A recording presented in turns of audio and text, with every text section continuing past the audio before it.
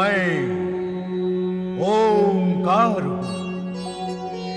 सूर्य में ताप मैं हूं, चंद्रमा में शीतलता मैं हूं, पवन में वेग, फूलों में सुगंध, जल में आर्द्रता, आकाश में विस्तार, पर्वतों में अचलता मैं हूं, गीतों में मधुरता और वीणा में झंकार हूं।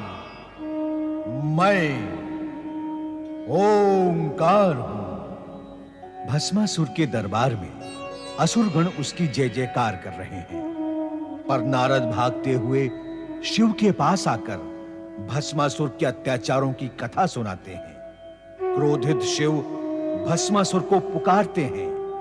वो प्रकट तो होता है, किंतु पार्वती को वासनामयी दृष्टि से देखता है, सुंदरी कहकर पुकारता है और अपनी साम्राज्ञी बनाने की कामना करता है। शिव का क्रोध भड़कता है तो वो उन्हें ही भस्म करने आगे बढ़ता है।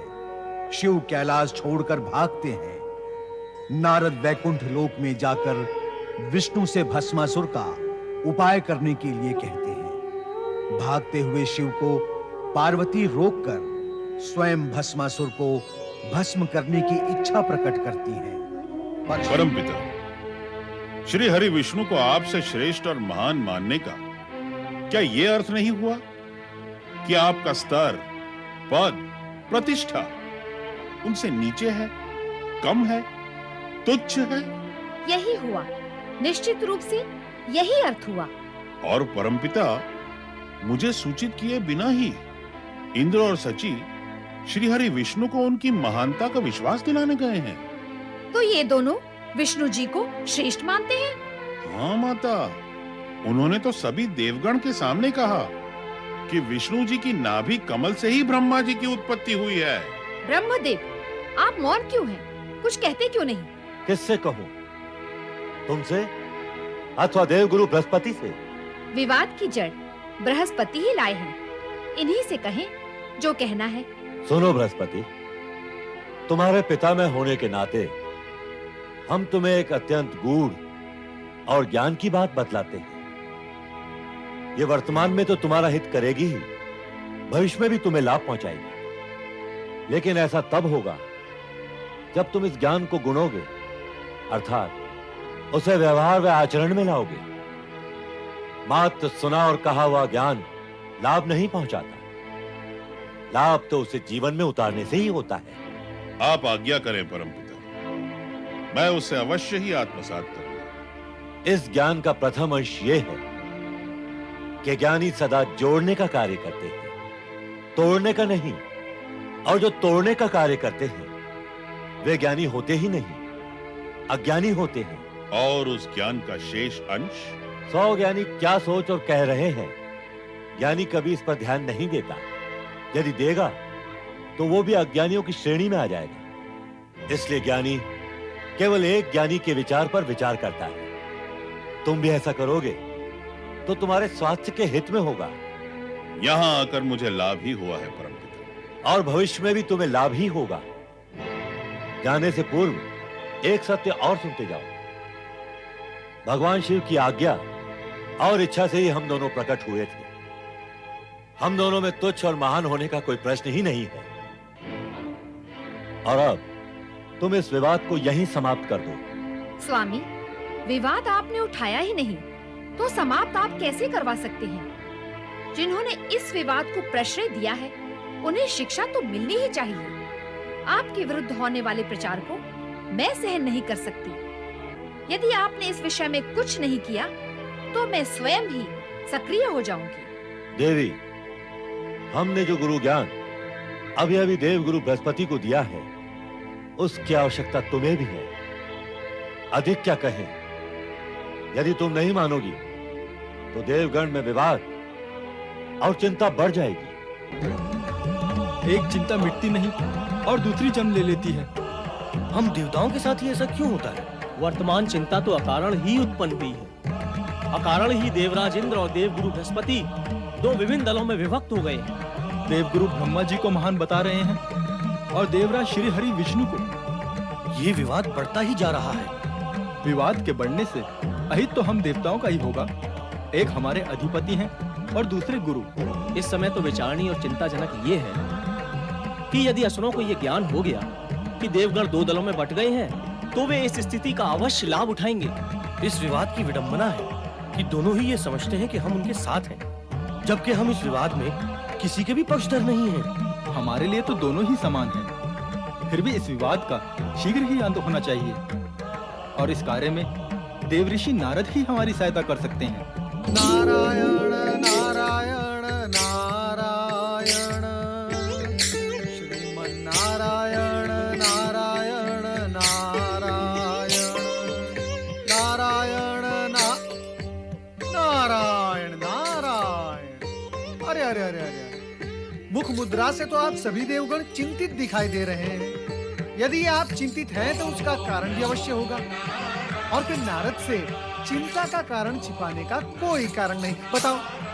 आपसे क्या छिपाना देवऋषि, आपको तो सब कुछ बताकर हम चिंता से मुक्त होते हैं। देवऋषि, देवगण दो दलों में बट गए। नारायण नारायण। जब दुर्गति होने वाली होती है तो फिर ये बटना छटना कटना होता ही रहता है, किंतु जब बटना दल में हो तो ये बटना दल दल तक ले जाता है। किंतु ये किया किसने, क्यों, बताओ। देवगुरु बृहस्पति और देवराज इंद्र ने। नारायण नारायण। ऐसा सुना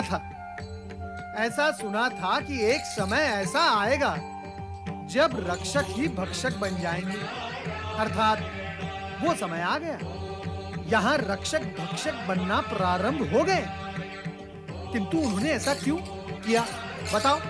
देवराज और देवी सची का मानना है कि श्री हरि विष्णु महान है, जबकि देवगुरु का मानना है कि सृष्टि के रचयिता ब्रह्मा जी महान है। दूसरों को महान सिद्ध करने के फेरे में पड़कर प्राणी स्वयं कितना संकीर्ण, छोटा और बौना बन जाता है। नारायण नारायण। इसका कोई उपाय बताएं देवऋषि। यदि शीघ्र ही कुछ उपाय नहीं किया गया तो असुरगण इस स्थिति का अनुचित लाभ उठा सकते हैं। अवश्य उठाएंगे, क्यों ना उठाएंगे। फिर लाभ उठाना ये सभी की प्रवृत्ति है। दानव भी उठाएंगे लाभ, अवश्य उठाएंगे। वैसे किसी को महान बताना ये उचित है, किंतु किसी एक को दूसरे से महान बताना ये अनुचित ही नहीं, भयंकर भी है। विवाद बढ़ने की संभावना बढ़ गई है। निस्संदेह बढ़ गई है। इसे घटाकर समाप्त करने का उपाय बताएं देवऋषि। कठिन है, नारद के लिए कठिन है। हाँ, टक्कर यदि देव और दानव में हो तो नारद उपाय बता सकता है, या दानव और मानव में टक्कर हो तो नारद उपाय बता सकता है, या तो फिर देव और मानव में टक्कर हो तो भी नारद उपाय बता सकता है। किंतु ताल ठोकने वाले स्वयं देव गुरु बृहस्पति और देवराज इंद्र हो तो नारद नारायण नारायण कुछ नहीं कर सकता। तो फिर कौन कर सकता है? वही बभूतधारी, चर्मधारी, त्रिशूलधारी, त्रिकालदर्शी भगवान भोलेनाथ। आप सभी को उन्हीं की शरण में जाना चाहिए। देवऋषि, क्या ये संभव नहीं है कि आप ब्रह्मा जी और विष्णु जी दोनों को ये समझाएं कि वे दोनों मिलकर इस बात का निर्णय कर लें कि दोनों में कौन महान है? नारायण नारायण। मैं उन्हें समझाऊं? उन दोनों में से एक मेरे परमपिता ब्रह्मा जी और मेरे आराध्य श्रीहरि विष्णु हैं। उन्हें समझाऊं? मैं कदापि नहीं। पवन देव, कलयुग को आने में अभी कुछ समय शेष है। कलयुग में ऐसा होगा जब पुत्र और शिष्य अपने पिता और गुरु को कुछ नहीं समझेंगे, स्वयं तो कुछ नहीं समझेंगे, किंतु उन्हें समझाएंगे। अभी वो युग नहीं आया। अतः मैं श्री हरि विष्णु और मेरे परमपिता ब्रह्मा जी को समझाने की दृष्टता कदापि नहीं करूंगा। आप ना समझाएं तो क्या वे दोनों स्वयं चर्चा करके समझने का कार्य नहीं कर सकेंगे? अग्निदेव, उन्हें समझने की आवश्यकता है क्या? उन्हें तो इस विवाद का ज्ञान भी नहीं होगा, और यदि ज्ञान हो भी जाए तो वे क्या चर्चा करेंगे, क्या समझाएंगे और क्या समझेंगे? क्या श्री हरि विष्णु परमपिता ब्रह्मा जी से ये कहेंगे कि वर्षा ऋतु से लेकर शरद ऋतु तक मैं महान रहूंगा और आप दीन रहना। और फिर परमपिता ब्रह्मा जी श्री हरि विष्णु से ये कहेंगे कि शरद ऋतु से लेकर ग्रीष्म ऋतु तक मैं महान रहूंगा और आप दीन रहेंगे। नारायण नारायण। और फिर श्री हरि विष्णु परमपिता ब्रह्मा जी का प्रस्ताव मान्य करते हुए कहेंगे, हाँ हाँ यही उचित होगा। आप तो विनोद करने लगे देवऋषि। विनोद ही तो कर रहा हूँ, किसी का विरोध तो नहीं कर रहा हूँ। आप तो अपने ही गुरु और अधिपति का विरोध कर रहे हैं, उन्हें अज्ञानी और नासमझ समझकर। समझे? सत्य तो यह है कि वे दोनों ही महान हैं। गुरु बृहस्पति और देवराज इंद्र ने अकारण ही ये विवाद खड़ा कर दिया है। फिर भी अंतिम निर्णय तो भगवान भोलेनाथ ही देंगे। आपको उनकी ही शरण में जाना चाहिए। चले कैलाश भगवान शिव के पास। जय शिव शंकर, जय जय भोलेनाथ, जय जय शिव शंकर, जय जय भोलेनाथ, जय जय शिव शंकर, जय जय भोलेनाथ।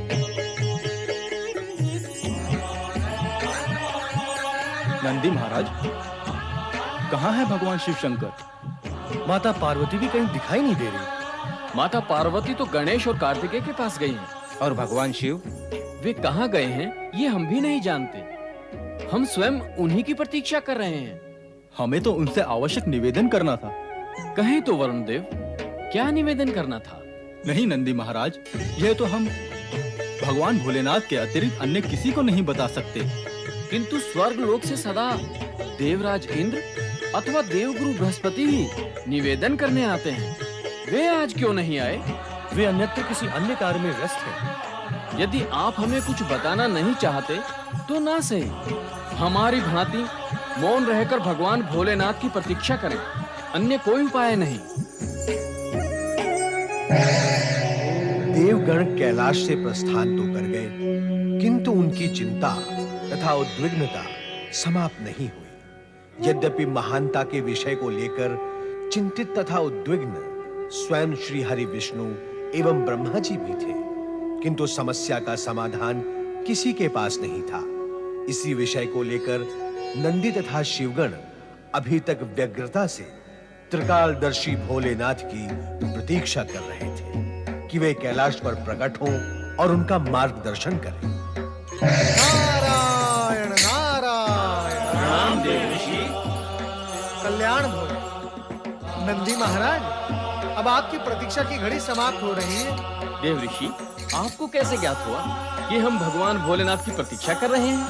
नारायण नारायण। नंदी महाराज, सामान्य सत्य ये है कि भगवान भोलेनाथ का आसन रिक्त है, और फिर ऐसी परिस्थिति में आप परमपिता ब्रह्मा जी अथवा श्रीहरि विष्णु की प्रतीक्षा तो करने से रहे, है ना? मैं उन्हीं के आदेश से यहाँ उपस्थित हुआ हूँ।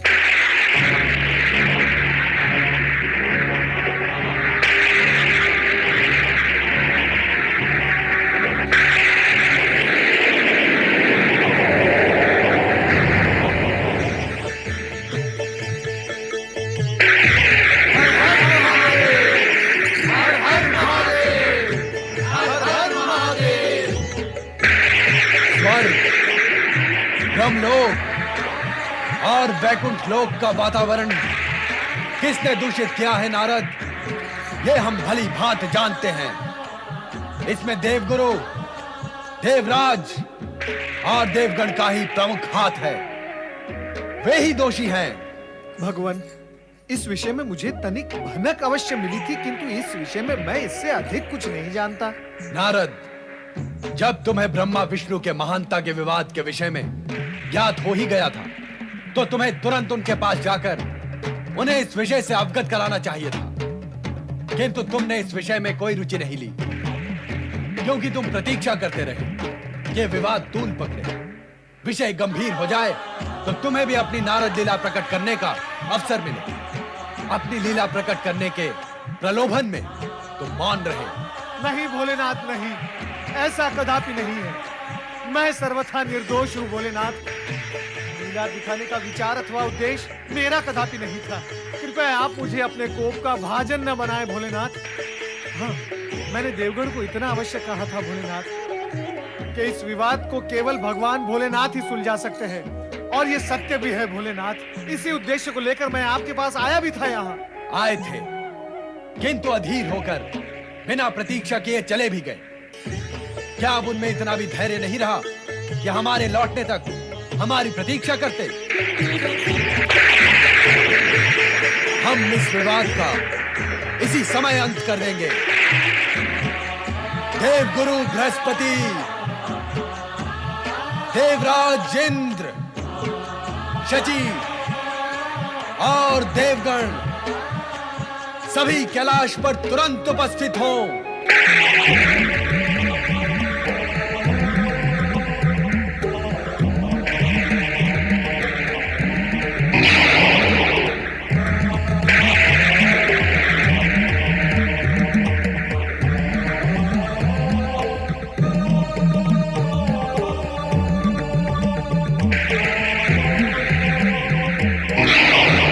जय शिव शंकर।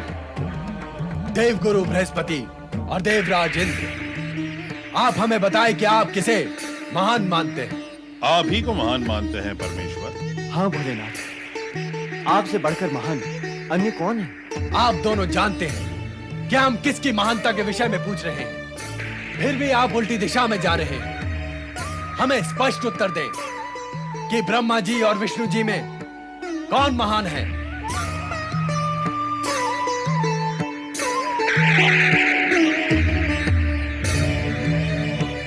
भोलेनाथ,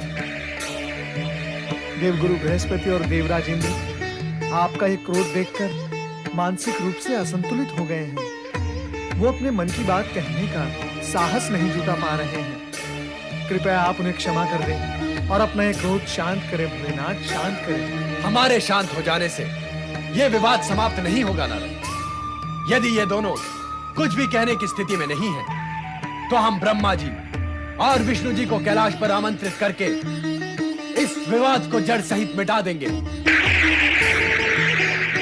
ब्रह्मदेव कैलाश पधारे। श्री हरि विष्णु कैलाश पधारे।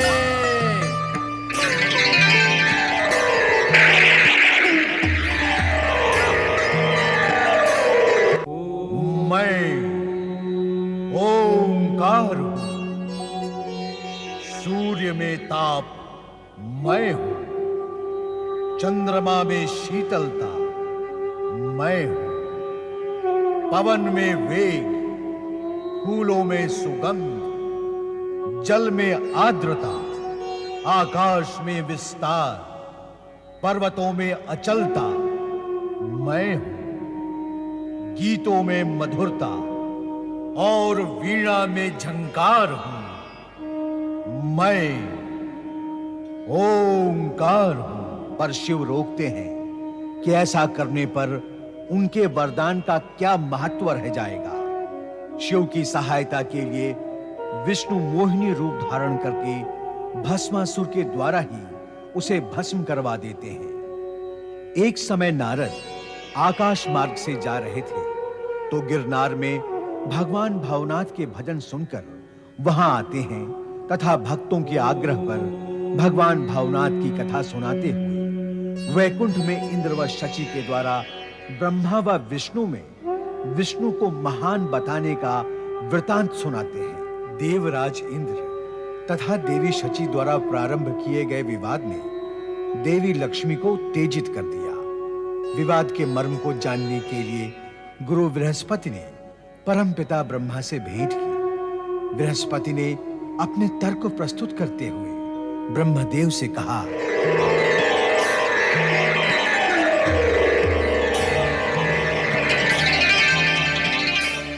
आज्ञा करें भोलेनाथ। हमारे लिए क्या आज्ञा है शिव शंकर?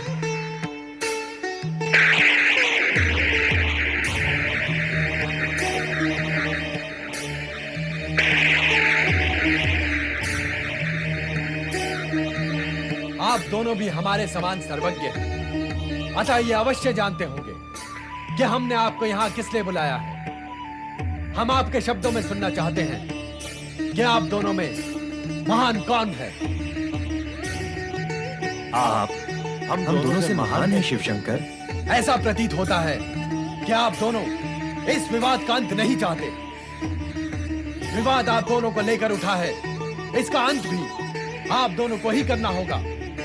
यदि आप नहीं करेंगे तो हम अपने ढंग से करेंगे, और हमारा ढंग हमारी भांति निराला होगा।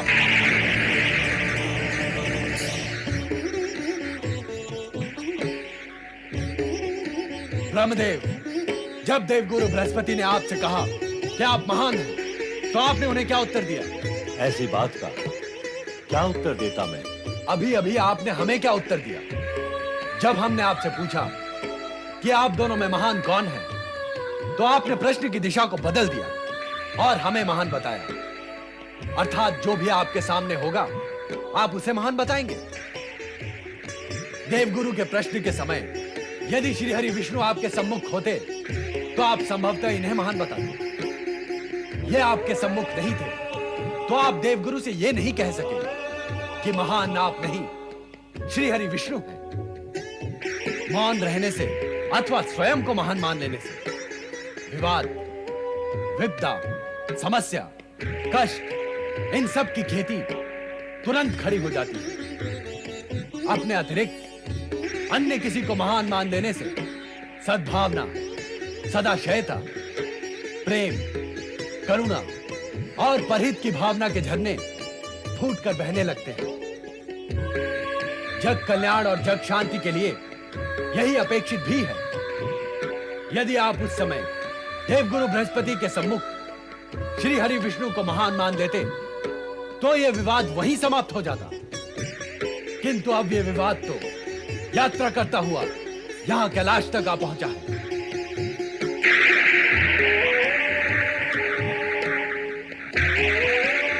श्री हरि विष्णु, जब देवराज इंद्र और शची ने ब्रह्मदेव की निंदा करते हुए आपको महान बताया तो आपने भी उन्हें रोका टोका नहीं। आपने उनसे कहा नहीं कि महान तो ब्रह्मदेव है। यह भी नहीं कहा कि सम्मुख खड़े होकर प्रशंसा करने और महान बताने वाले अस्थिर बुद्धि के प्राणी होते हैं। और श्री हरि विष्णु इस विषय और विवाद को लेकर जब देवी लक्ष्मी उत्तेजित हुई तो आपने उन्हें समझाने का प्रयत्न तो किया, किंतु आधे मन से। ब्रह्मदेव ने भी देवी सरस्वती को आधे मन से ही समझाया। उन दोनों की स्थिति को स्पष्ट रूप से न समझने का परिणाम मंगलकारी नहीं हो सकता। आप दोनों के लिए यही उचित था कि उस समय तुरंत एक दूसरे से भेंट करके तथा एक दूसरे को महान बताकर इस मिथ्या विवाद का अंत उसी समय कर देते। महान विभूतियों की महानता यदि उनके अनुयायियों में विवाद का कारण बनकर ताल बेताल नृत्य करने लगे और समय रहते यदि उस नृत्य को रोका न जाए तो महान विभूतियों की महानता पाताल प्रवेश करने में अधिक विलंब नहीं करती। अतः जो महान है उन्हें अपनी महानता की रक्षा के लिए अपने अनुयायियों, मित्रों और शुभचिंतकों को अपने समान महान बनाने का प्रयत्न करना चाहिए। हम त्रिदेव समान रूप से महान हैं, अर्थात अपने अपने स्थान पर स्थित हैं। शिव शंकर, हमें अपनी भूल का ज्ञान हो गया है और इसके लिए हम प्रायश्चित भी करना चाहते हैं शिव शंकर। तपस्या से बढ़कर अन्य कोई प्रायश्चित नहीं। हमें प्रसन्नता होगी यदि इस विवाद में लिप्त सभी तपस्या द्वारा प्रायश्चित करके अपना मन व आचरण शुद्ध करें। ओम नमः शिवाय, ओम नमः शिवाय, ओम नमः शिवाय, ओम नमः शिवाय, ओम नमः शिवाय, ओम नमः शिवाय। ब्रह्मदेव, ब्रह्मदेव, आप कहाँ अदृश्य हो गए हैं ब्रह्मदेव? कृपा करके शीघ्र ही प्रकट हो जाइए ब्रह्मदेव। किंतु आप हैं कहाँ? मैं अपनी दिव्य दृष्टि से ये ज्ञात कर लूंगी कि आप कहाँ हैं।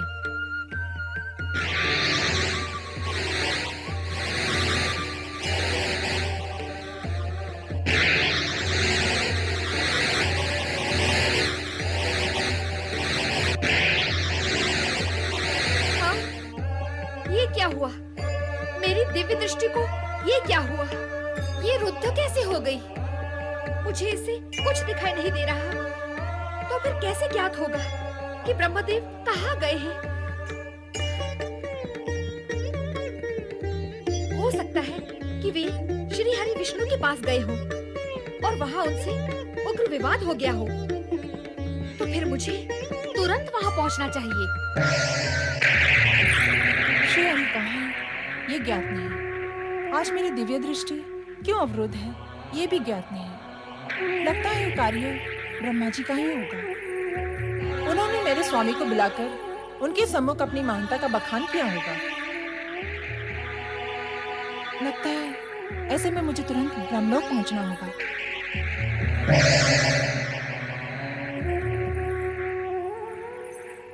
मेरी सखी होने का ढोल पीटती हो, किंतु मेरे यहाँ आने पर आओ भगत का एक शब्द तक नहीं निकला तुम्हारे मुंह से। क्या ये मेरा अपमान नहीं है? बिना बुलाए आने वाले अतिथि की आओ भगत नहीं की जाती। पहले ये बताओ कि मेरे स्वामी श्री हरि विष्णु कहाँ हैं? मेरा प्रश्न भी कुछ ऐसा ही है, इसीलिए मैं यहाँ आई हूँ। बताओ, सृष्टि की रचयिता मेरे स्वामी ब्रह्मा जी कहाँ हैं? उन्हें अचानक कहाँ अदृश्य कर दिया है तुम्हारे स्वामी श्री हरि ने? विद्या की देवी बनती हो और अविद्या से ग्रसित हो, कला की अधिष्ठात्री कहलाती हो और आचरण में कलाहीनता है। तुरंत बताओ कि मेरे स्वामी श्री हरि विष्णु कहाँ हैं? धन की देवी कहलाने वाली शब्द और व्यवहार से इतनी निर्धन होगी, इसकी तो कल्पना ही नहीं की जा सकती। अविलंब बताओ, ब्रह्मदेव कहाँ हैं? मैं महान देव श्री हरि विष्णु की पत्नी हूँ। मुझसे प्रश्न कौन कर सकता है? महान? श्री हरि महान?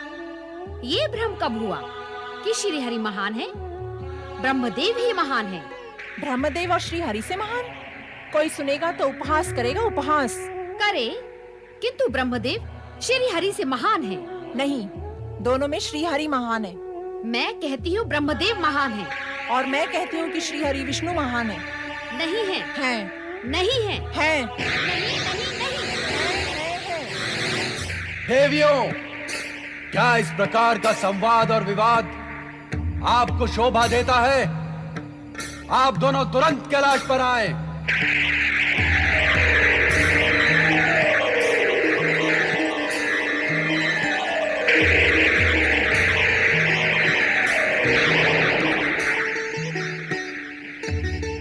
ओम नमः शिवाय। देवियों, आप एक दूसरे को इस प्रकार रोज से न देखकर हमारी ओर देखें और बताएं कि क्या इस प्रकार का आचरण आपको शोभा देता है? आप दोनों जगत पूज्य देवियां हैं। आपके जिन भक्तों ने अपने मन मंदिर में आपकी प्रतिष्ठा बनाकर रखी है, यदि उन्हें ज्ञात हो जाए कि आप तो अकारण ही निम्न स्तर पर उतर आती हैं, तो आपके भक्त कौन से स्तर पर पहुंचेंगे? यदि उन्हें यह ज्ञात हो जाए कि जिन्हें वो पूजते हैं वो पूज्य है ही नहीं, तो क्या स्थिति होगी आपकी और क्या गति होगी उनकी? हमें जो मानते हैं उनकी मान्यता की लाज रखने के लिए हमारा मान्य बना रहना अति आवश्यक है। सत्य को अधिक समय तक ओट में नहीं रखा जा सकता। जगत पर सत्य प्रकट होते ही निराधार महानता शून्य में जाकर शून्य हो जाती है। किंतु भगवान, निकाल दे अपने मन से इस भ्रम को कि किसी ने किसी को अदृश्य किया है। ब्रह्मा और विष्णु दोनों ही महान हैं। वे अपनी भूल का प्रायश्चित करने के लिए किसी अज्ञात स्थान पर चले गए। उनका प्रायश्चित पूर्ण होते ही वे अपने अपने लोग लौट आएंगे। तब तक आप धैर्य धारण करें। भगवान, मैं ब्रह्मदेव को देखने के लिए आतुर हूँ। मैं भी श्री हरि के दर्शन करना चाहती हूँ। कृपा कर आप बताएं कि वे कहाँ हैं। हमने ही आपकी दिव्य दृष्टि अवरुद्ध कर दी थी। अब आपकी शक्तियां पूर्ववत जागृत हो गई हैं। अतः आप उन्हें स्वयं खोलें, वे अवश्य आपको दिखाई देंगे।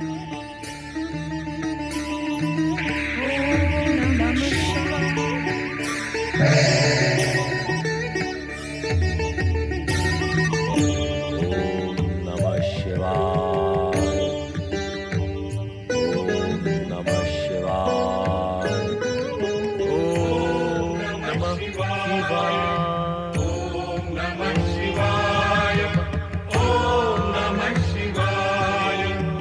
ओम नमः शिवाय।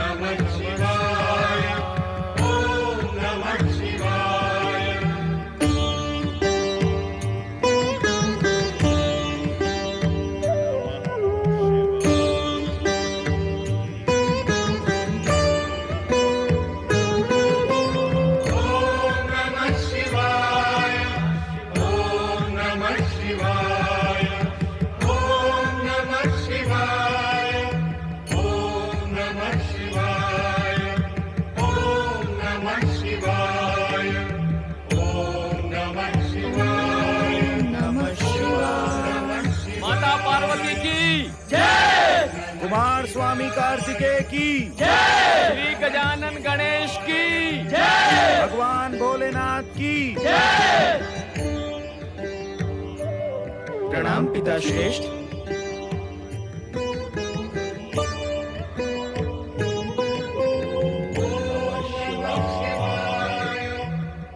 ओम नमः ओम नमः शिवाय। शिवाय। ओम नमः शिवाय। नमः शिवाय। शिवाय।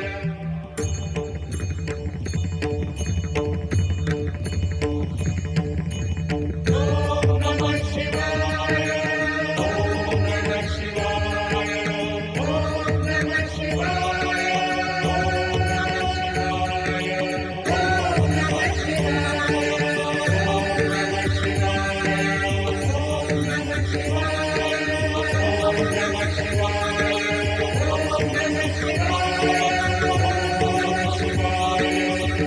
नमः शिवाय। ओम नमः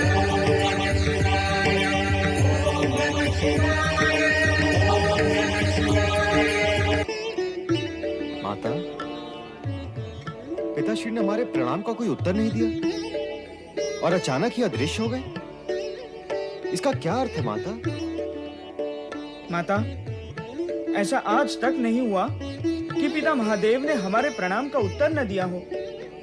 ऐसा प्रतीत होता है कि हमारे यहाँ आगमन से उन्हें प्रसन्नता नहीं हुई। माता, कृपा करके इस रहस्य का कारण क्या है, ये हमें समझाए। कुछ कहे ना माता। क्या कहूँ? तुम स्वयं जानते हो। तुमने अनेक बार देखा भी है कि तुम्हारे पिता अद्भुत और विचित्र लीलाएं करते हैं। उनकी इन रहस्यपूर्ण लीलाओं को उनके अतिरिक्त और कौन जान सकता है? तो क्या पिता महादेव कोई लीला रचाने गए हैं? हो सकता है, यह भी हो सकता है कि अपने भक्तों की पुकार पर उनका उद्धार करने गए हो। भक्तों की पुकार तो तुमने भी सुनी होगी। वैसे भी उन्हें हमसे अधिक अपने भक्तों का ध्यान रहता है। मुझे लगता है वे वहीं गए होंगे। ओम नमः शिवाय। ओम नमः शिवाय। ओम नमः शिवाय। ओम नमः शिवाय।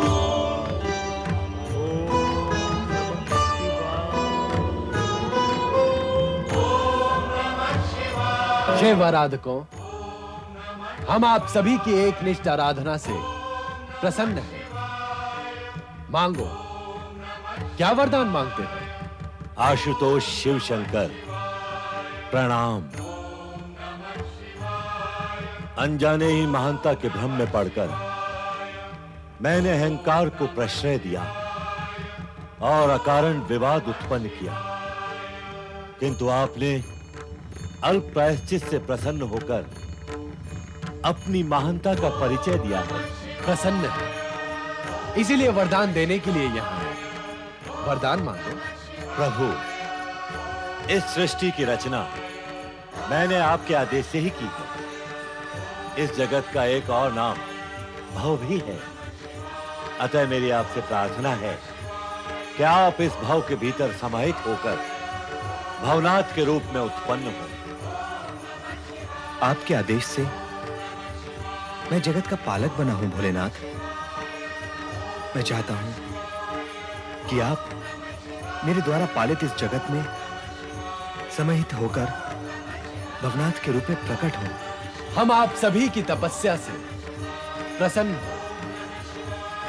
ब्रह्मा विष्णु की कामना के अनुरूप हम कैलाश से अदृश्य हो गए, भवनाथ के रूप में प्रकट होंगे। आप सभी अपराध मुक्त हुए। अब आप अपने अपने स्थान लौट जाएं। भगवान आशुतोष शिव शंकर की जय।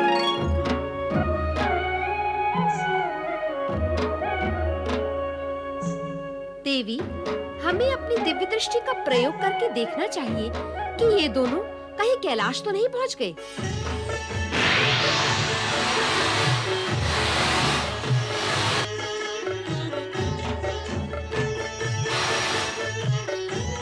देवी पार्वती गणेश और कार्तिकेय के साथ कैलाश पर हैं।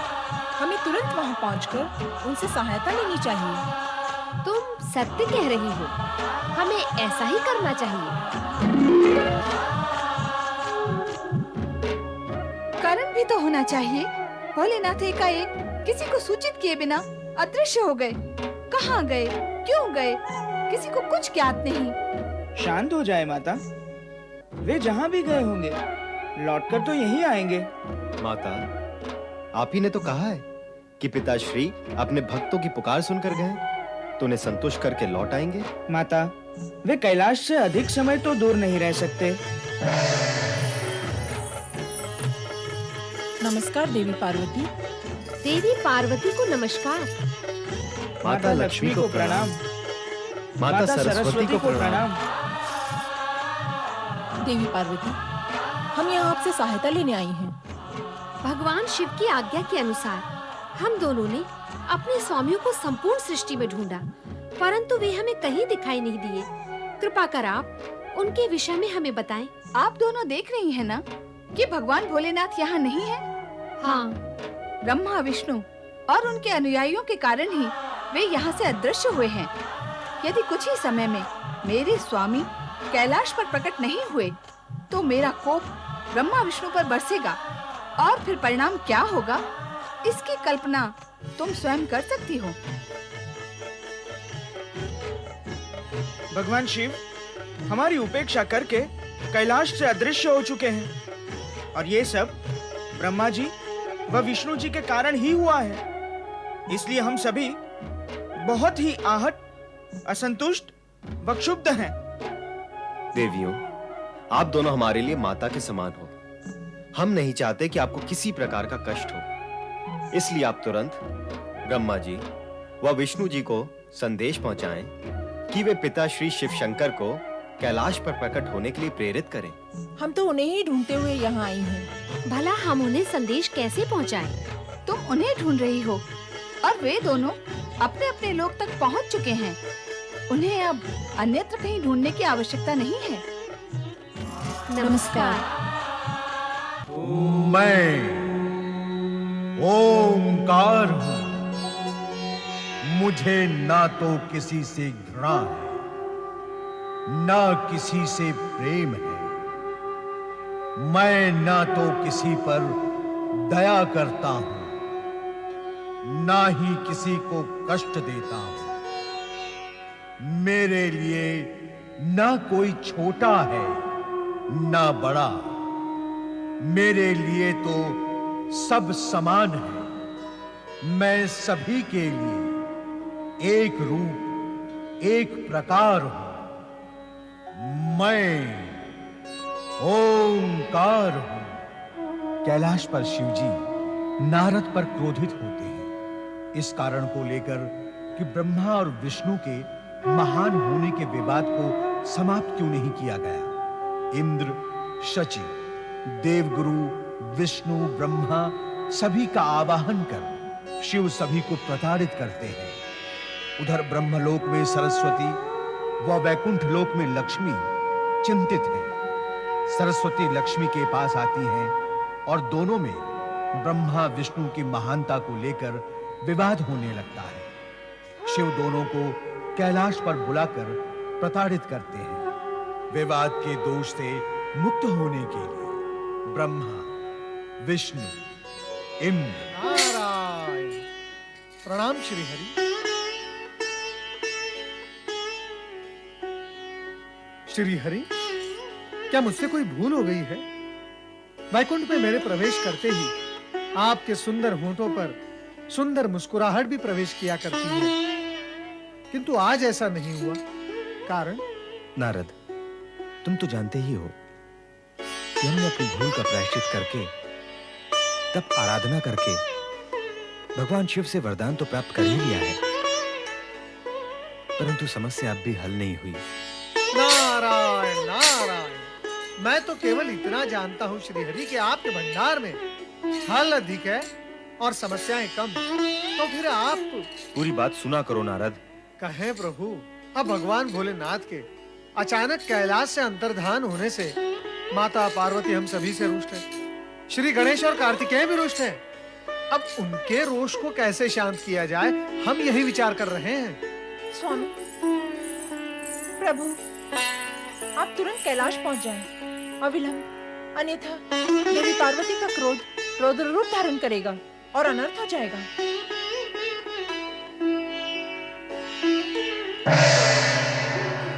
माता, मेरे लिए क्या आज्ञा है?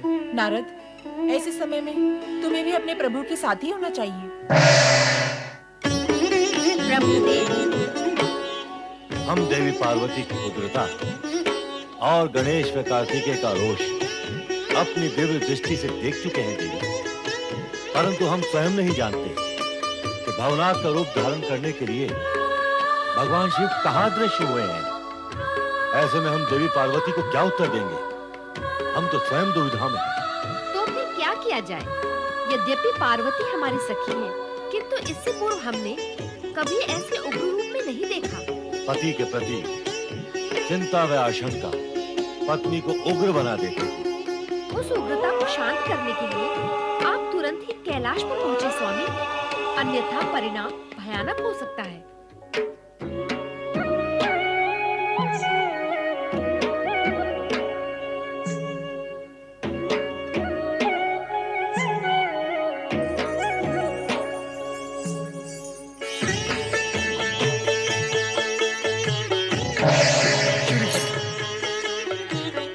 मैं आपकी दुविधा समझ रहा हूँ श्री हरि।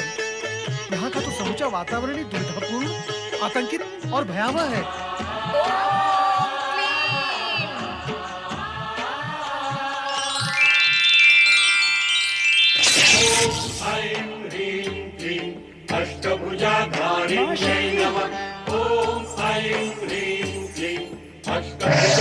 स्वामी शिव शंकर को अदृश्य करने वाले ब्रह्मा, विष्णु, शीघ्र प्रकट हो जाओ, तत्काल प्रकट हो जाओ, अन्यथा जगत में प्रलय मचा दूंगी। आप शांत हो जाइए। माता, धैर्य धारण करें आप। सिंह वाहिनी शक्ति माता की जय। शांत हो जाइए माता, आप शांत हो जाइए। आप शांत हो जाएं, कारण कि मुझे वरदान देते समय स्वयं भगवान शिव ने कहा था कि वे भवनाथ का रूप धारण करने तक कैलाश से अदृश्य रहेंगे। भावनात्मक रूप धारण करने का निर्णय स्वयं भगवान शिव का है, इसमें हम में से कोई भी दोषी नहीं है। ब्रह्मदेव, स्वामी को भवनाथ बन जाने के लिए वरदान भी तो आप ही ने मांगा था, इसीलिए उनके अदृश्य हो जाने का दोष भी आपका ही है। अब आपको ही पता लगाना होगा कि वे अदृश्य रूप में कहाँ विराज रहे हैं। अब जाएं, तुरंत पता लगाएं। जैसी आपकी आज्ञा माता। आप क्रोधित न हो माता। शांत हो जाए माता, पिता श्री शीघ्र ही प्रकट हो जाएंगे। हाँ माता, आप शांत हो जाएं। हम बालकों पर कृपा करें।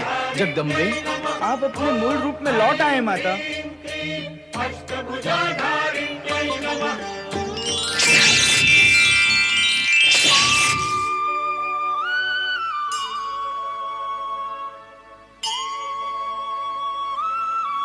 माता, आप निश्चिंत हो जाएं।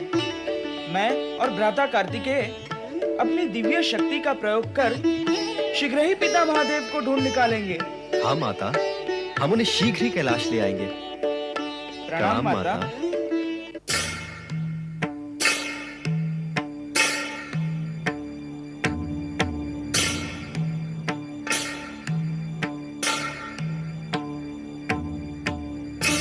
हे त्रिभुवनपति, हे शिव शंकर, हे त्रिलोकीनाथ, आप कहाँ दृश्य हो गए हैं?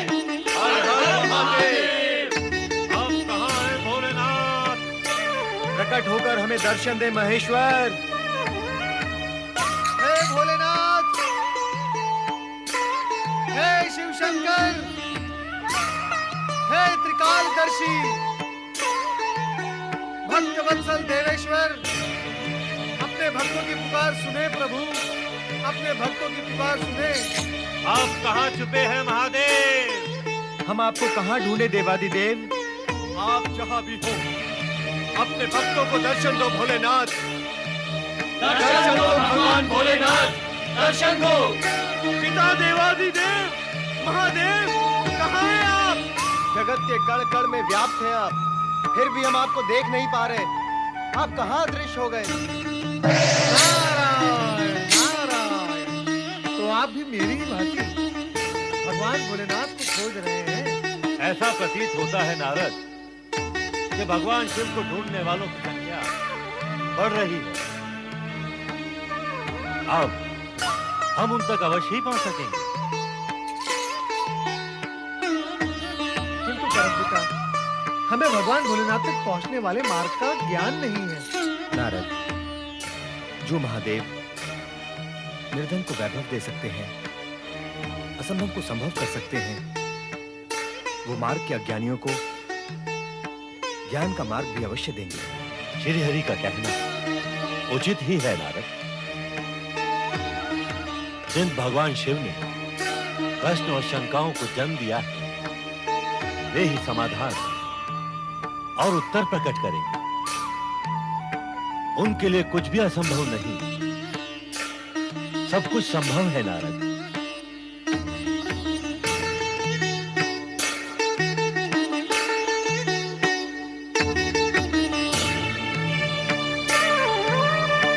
परमपिता, परमपिता, लगता है हम रेवताचल गिरी पर्वत के अंचल में आ गए हैं। हाँ देवर्षि, ऐसा आभास होता है कि पिता देवादिदेव महादेव आसपास ही कहीं विराजमान है। अब हमें रेवताचल पर उतरकर महादेव को ढूंढना चाहिए। हर हर महादेव, हर हर महादेव, हर हर महादेव, हर हर महादेव। अरे, ये तो हम रेवताचल की तलहटी तक आ पहुंचे। लगता है हम अपने लक्ष्य तक आ पहुंचे हैं।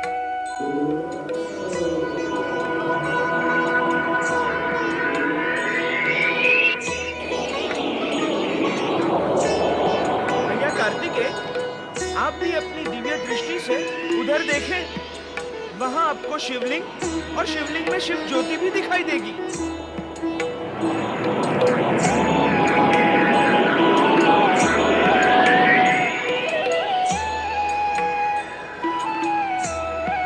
तुम सत्य कहते हो भैया गणेश, यही वो पवित्र चमत्कारी स्थान है।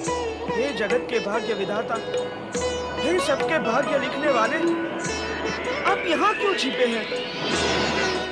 ये समय की पुस्तक और पुस्तक के प्रत्येक पृष्ठ पर आपके हस्ताक्षर हैं।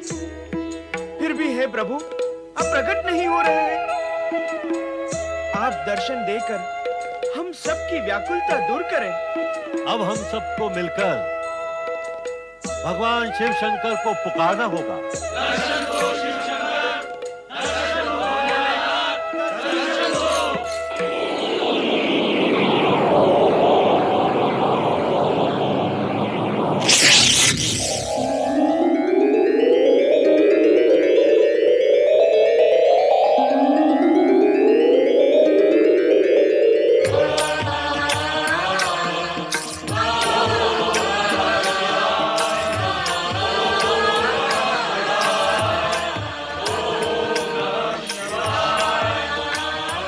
विंध्याचल गिरनार पर्वत की तलहटी का ये पावन स्थल भवनाथ शिवलिंग के नाम से प्रसिद्ध है। हमें यह रमणीय स्थल अत्यंत प्रिय है। हम आप सभी देवगण से यह अनुरोध करेंगे कि आप सभी अपने अंश रूप में यहाँ निवास करें। भवनाथ शिवलिंग में हमारी शिव ज्योति सदा के लिए विराजमान रहे। आपकी आज्ञा का पालन होगा महादेव।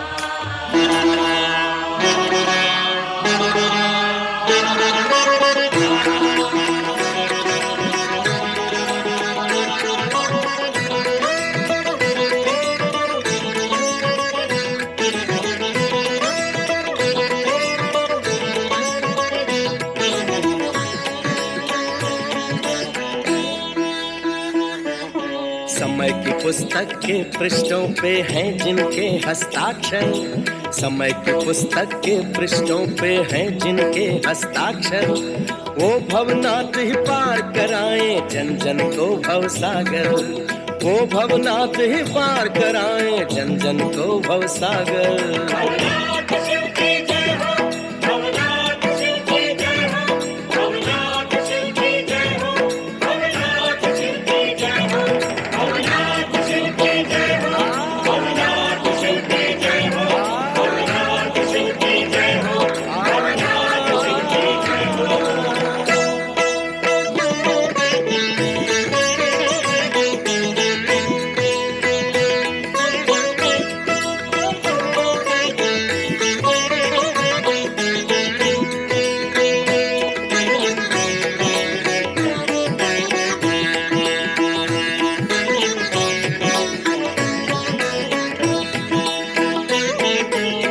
भवनाथ की शरण में आके हुआ ये मन को अनुभव, करे असंभव को ये संभव, निर्धन को दे वैभव।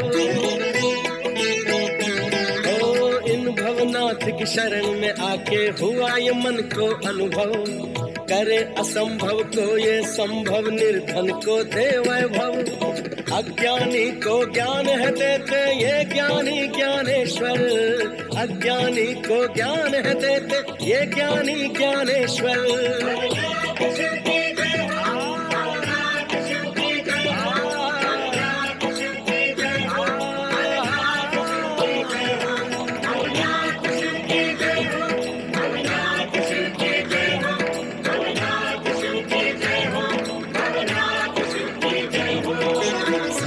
पुस्तक के पृष्ठों पे हैं जिनके हस्ताक्षर, समय की पुस्तक के पृष्ठों पे हैं जिनके हस्ताक्षर, वो भवनाथ ही पार कराएं जन जन को भवसागर, वो भवनाथ ही पार कराएं जन जन को भवसागर।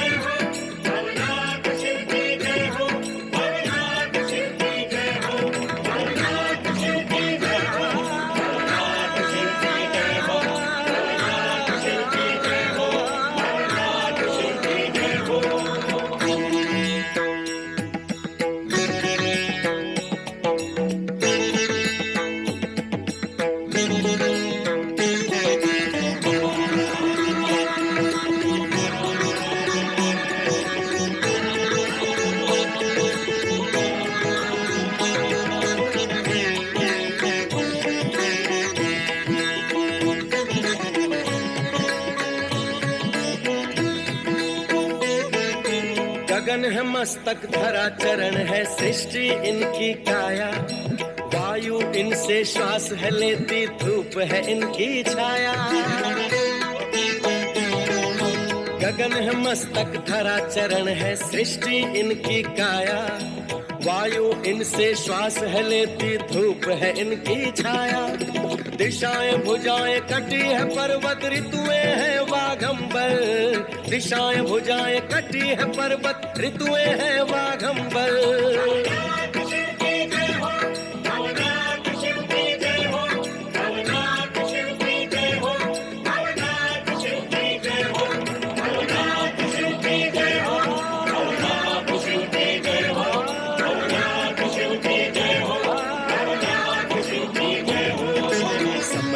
पुस्तक के पृष्ठों पे हैं जिनके हस्ताक्षर, समय की पुस्तक के पृष्ठों पे हैं जिनके हस्ताक्षर, वो भवनाथ ही पार कराएं जन जन को भवसागर, वो भवनाथ ही पार कराएं जन जन को भवसागर।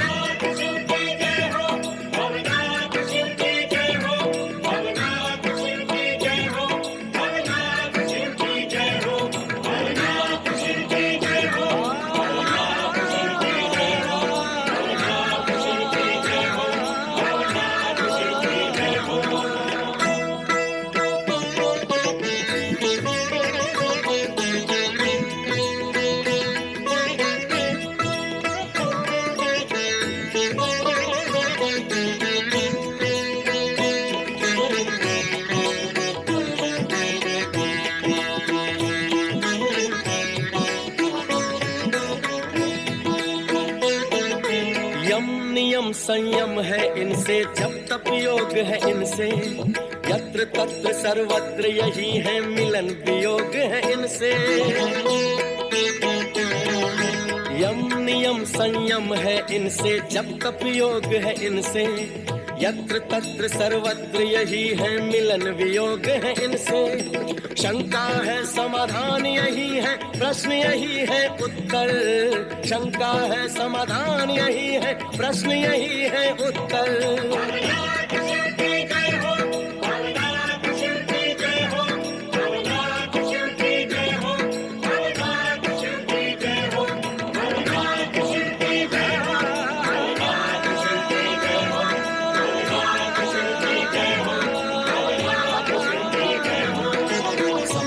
पुस्तक के पृष्ठों पे हैं जिनके हस्ताक्षर, समय की पुस्तक के पृष्ठों पे हैं जिनके हस्ताक्षर, वो भवनाथ ही पार कराएं जन जन को भवसागर, वो भवनाथ ही पार कराएं जन जन को भवसागर।